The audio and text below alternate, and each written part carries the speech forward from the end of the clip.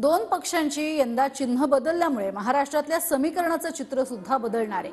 युती आघाडीच्या नव्या समीकरणांमुळे 2 ते 3 दशकांनंतर पहिल्यांदा नवी समीकरणं दिसणार आहेत। पाहूयात हा रिपोर्ट।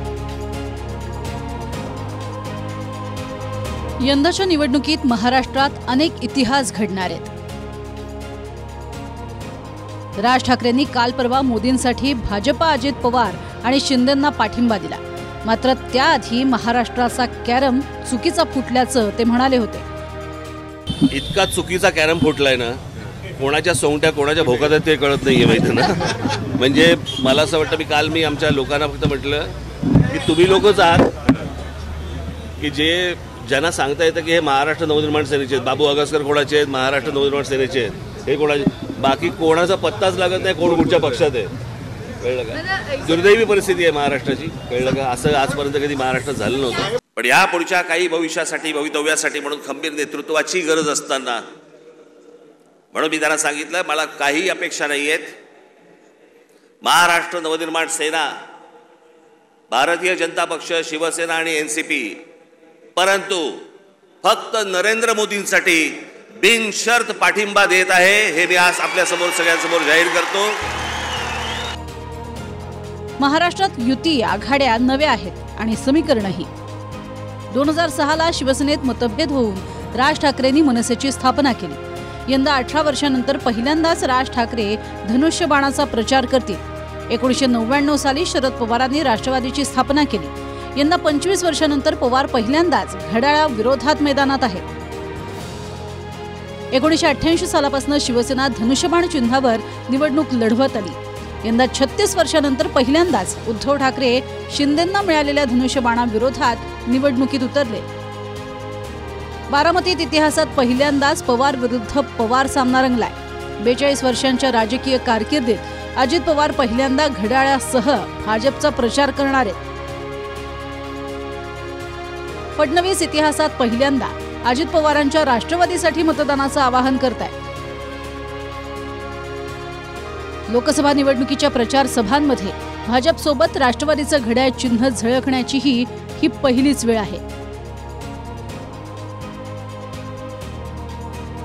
या आधीच्या निवडणुकीमुळे शरद पवारांसोबत असणारे पुतणे अजित पवारांसह बहुतांश सहकारी नेते विरोधात आहेत। तीच परिस्थिती उद्धव ठाकरेंच्या शिवसेनेसोबतही आहे। दुसरीकडे या आधीच्या निवडणुकीत भाजप ज्यांच्या विरोधात लढली ते नेते यंदा भाजपसोबत आहेत।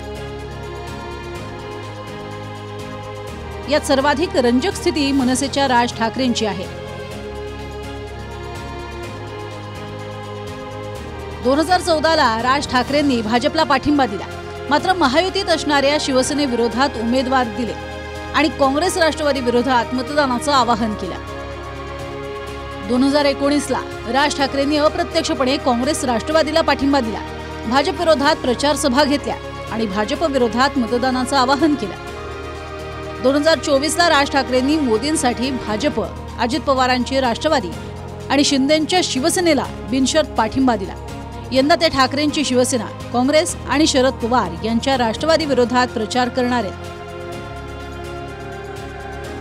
बंडखोरी, नाराजी आणि पक्षांतर हे देखील यंदाचं वैशिष्ट्य आहे। पक्ष बदलून दुसऱ्या बाजूने उमेदवारी वा पद मिळवणाऱ्यांची ही संख्या यंदा सर्वाधिक राहिली आहे।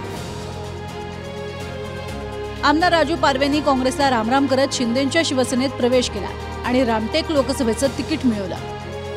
धाराशिवमध्ये भाजपला सोडून अर्चना पाटलांनी अजित पवारांच्या राष्ट्रवादीत प्रवेश केला आणि उमेदवारी घेतली। सांगलीमध्ये वंचित आघाडीत असणारे चंद्रहार पाटील ठाकरेंच्या शिवसेनेत गेले आणि सांगलीची उमेदवारी मिळवली। शिरूरमध्ये शिंदेंच्या शिवसेनेच्या आढळराव पाटलांनी अजित पवारांच्या राष्ट्रवादीत प्रवेश घेतला आणि शिरूरचं तिकीट मिळवलं। रावेरमध्ये भाजपच्या श्रीराम पाटलांनी शरद पवारांच्या राष्ट्रवादीत प्रवेश केला आणि रावेर लोकसभेचं तिकीट घेतलं। माढ्यात भाजपच्या धैर्यशील मोहितेंनी राजीनामा दिला, शरद पवारांच्या राष्ट्रवादीत प्रवेश करून उमेदवारी मिळवली।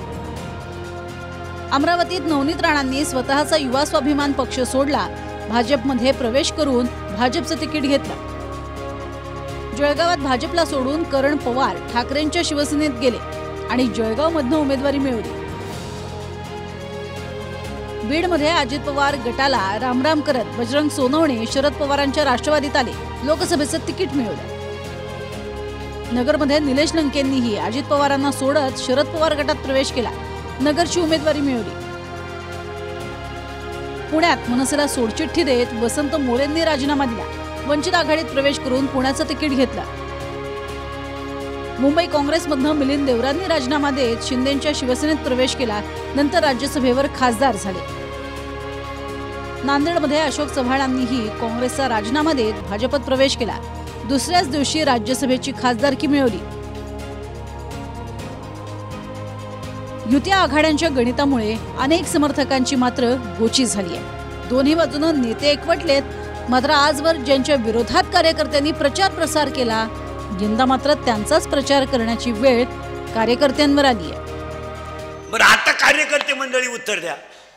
तुम्हाला घरात, गावात, समाजात सद्यस्थितीला काय मार्केट आहे? सध्याच्या आजच्या मितीला तुमचं मार्केट काय आहे? तुम्ही ज्यांना 1.5 महिना शिवे दिले ते एकत्र आले तिघही बी, तुम्ही मेले ना बांबू उपटून. सत्य काय?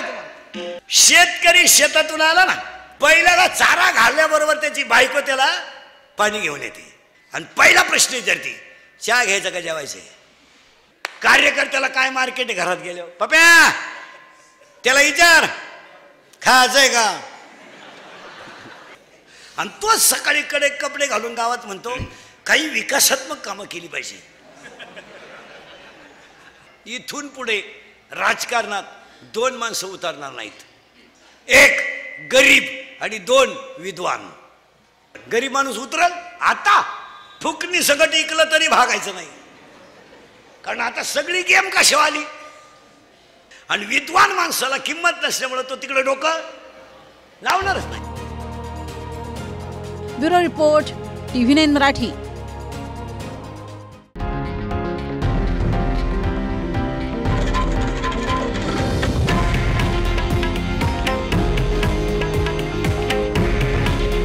हे आहे देशातील नंबर 1 न्यूज नेटवर्क आणि आपण पाहत आहात TV9 मराठी. काळजी तुमची, हित महाराष्ट्राचं.